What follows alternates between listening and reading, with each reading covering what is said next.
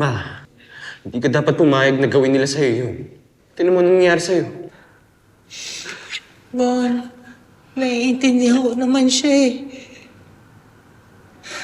Alam ko kung gaano kasakit para sa isang ina na makitang naghihirap yung anak niya. Kung pwede nga lang na kami na lang lalagay sa katiyuan niya para hindi na kayo magdudusa. Kaya, kailangan ko rin tanggapin na malaki talaga pagkukulang ko sa'yo. Kaya ka nagkaganyan.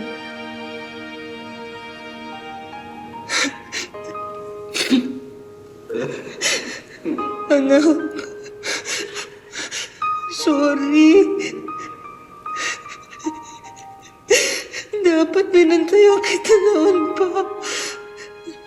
Nung kailangan mo ko. Hindi ka na nalagay sa ganyang sitwasyon. Sorry. Ma, wala kang kasalanan. Ako lang lahat to. Ako lang. Hindi ikaw. Hindi si Papa. Ako lang lahat to. Ako nagtulak eh. Ako nagbenta, di ba? Alam mo, kasalanan ko pa kung ano nangyari sa'yo ngayon. Ako pa may kasalanan nito eh. Sorry. Sorry, Ma.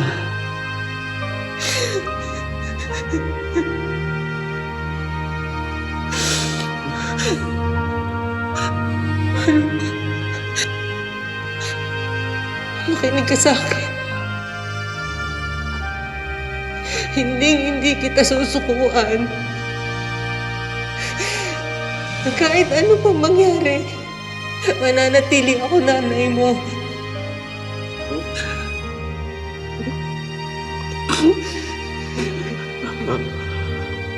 I'm sorry.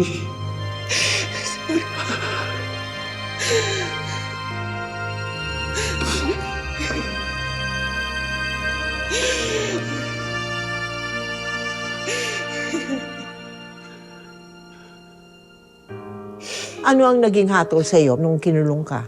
6 months to 1 year kasi hindi po lumagpas ng 5 gramo yung yung ebidensya. Konti lang yung nahuli lang po. sa'yo. Kaya po nakapag-avail po ako ng probation. Okay. Sa Na-probation kabutiang palad po, na-grant po yung probation, kaya po ako nakalaya. Okay. Paglaya ko po, every month, nagre-report po ako sa probation office. Yun po yung proseso. Oo. Ay, sige, salamat. Dami mong baon ngayon, ha? Ingat ka, ha? Salamat. Ay. Ang dumi.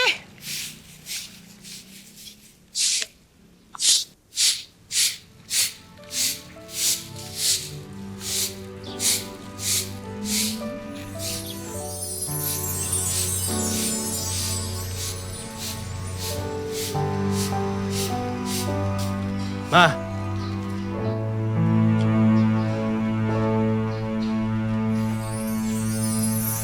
Anak! Anak!